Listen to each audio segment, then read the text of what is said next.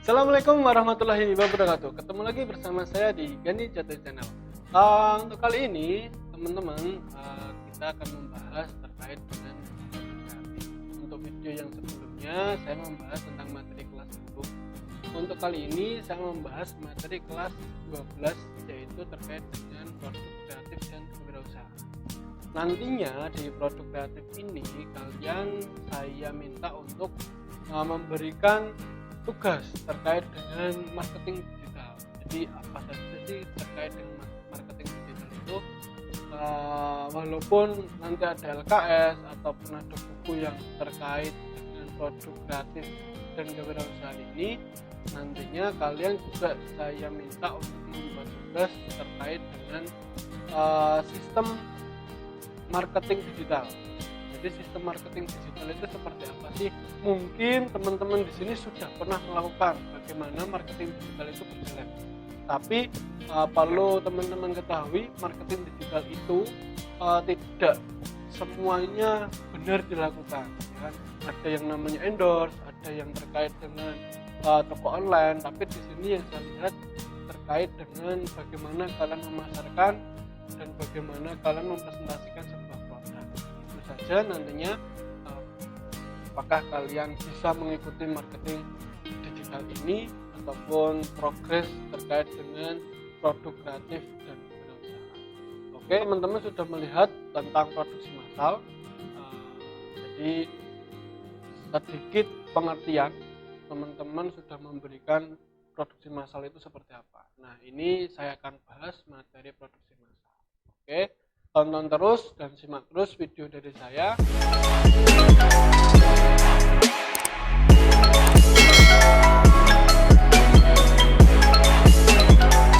Teman-teman, kita bahas materi produksi massal ini satu persatu. Kalau kemarin kalian sudah bisa membuat tugas terkait dengan produksi massal, kali ini saya akan jelaskan sedikit terkait dengan produksi massal. Oke, disimak terus sampai selesai ya. Untuk yang pertama yaitu pengertian. Untuk pengertian dari produksi massal itu sendiri yaitu nama yang diberikan pada sebuah metode untuk memproduksi barang dalam jumlah yang banyak dengan biaya yang rendah per unitnya. Jadi ketika kalian nanti memproduksi massal itu perlu diperhatikan terkait dengan kebutuhan yang harus diberikan. Misalkan konsumen itu memberikan kebutuhan atau meminta kebutuhan yang banyak, berarti kita harus memproduksi juga yang banyak. Itu pengertiannya. Jadi di sini metode untuk memproduksi barang dalam jumlah yang banyak dengan biaya yang rendah per unitnya. Jadi ketika kita membuat barang itu lebih banyak, pasti komponen yang dihasilkan juga akan rendah biayanya. Sebab di sini adalah manusia dan kebutuhan itu saling terkait. Dan manusia dan kebutuhan itu saling terkait. Karena semakin bertambahnya manusia, semakin tinggi juga jumlah kebutuhan yang dipenuhi. Jadi terkait banyaknya manusia pasti banyak sekali keinginan-keinginan yang ingin untuk disampaikan atau untuk diutarakan. Jadi semakin bertambahnya manusia, semakin tinggi juga jumlah kebutuhan yang dipenuhi. Lalu apa saja aspek produksi di sini? Aspek produksi yang pertama yaitu mengenai proses produksi. Yang kedua tujuan produksi, dan ketiga jenis-jenis produksi. Untuk proses produksi kita bahas satu persatu. Proses produksi sendiri itu suatu cara atau metode dan teknik yang diubah untuk mendapatkan atau menghasilkan sesuatu hasil dan produk. Jadi pengolahan ya, proses pengolahan dari sebuah hasil yang akan kita dapatkan. Jadi proses pengolahan produksi. Jadi produksi itu diolah terlebih dahulu, baru nanti akan menghasilkan sesuatu dari produk yang kita jual. Lanjut dengan tujuan produksi. Tujuan produksi yang pertama yaitu memenuhi kebutuhan manusia. Tentunya ketika kita membuat produksi massal, ada manusia yang membutuhkan produksi itu atau membutuhkan item itu yang kita buat atau kita jual. Yang kedua memperoleh keuntungan atau laba. Jelas untuk proses produksi ini karena tadi pengertiannya itu memproduksi sebanyak-banyaknya dengan biaya yang rendah. Itu pasti salah satunya untuk mendapatkan keuntungan atau laba yang didapat kita. Dan selanjutnya adalah menjaga kelangsungan hidup perusahaan. Menjaga kelangsungan hidup perusahaan dari segi produksi dan keuntungan itu akan kita saving untuk perusahaan dan juga untuk diri kita sendiri. Karena apa? Kalau kita membangun perusahaan tidak pernah saving, maka yang terjadi perusahaan itu akan collapse, akan tidak berkembang istilahnya perusahaan itu. Karena memang yang kita hasilkan atau kita produksi banyak, terus keuntungan laba kita tidak pernah saving untuk perusahaan, ya perusahaan tidak akan berkembang seperti itu. Yang selanjutnya adalah meningkatkan mutu dan jumlah produksi. Mutu dan jumlah produksi. Jadi pasti kalau teman-teman di sini melihat barang, itu pasti yang pertama dilihat itu barang mereknya apa, itu barang bentuknya seperti apa, bagus atau tidak, salah satunya seperti itu. Itu salah satu keunggulan ataupun bentuk mutu dari proses atau jumlah produksi. Yang selanjutnya adalah mengganti barang yang rusak.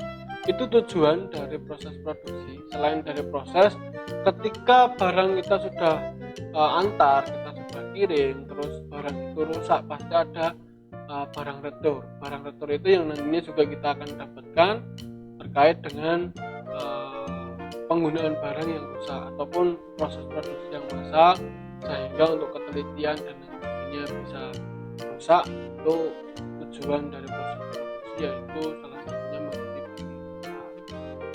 Untuk yang terakhir ataupun aspek yang terakhir yaitu jenis-jenis produksi. Jenis-jenis produksi ada 4. Yang pertama adalah proses produksi terputus-putus, proses produksi terus-menerus, dan proses produksi berulang-ulang, serta proses produksi campuran atau campuran, ya ini ya, proses produksi campuran.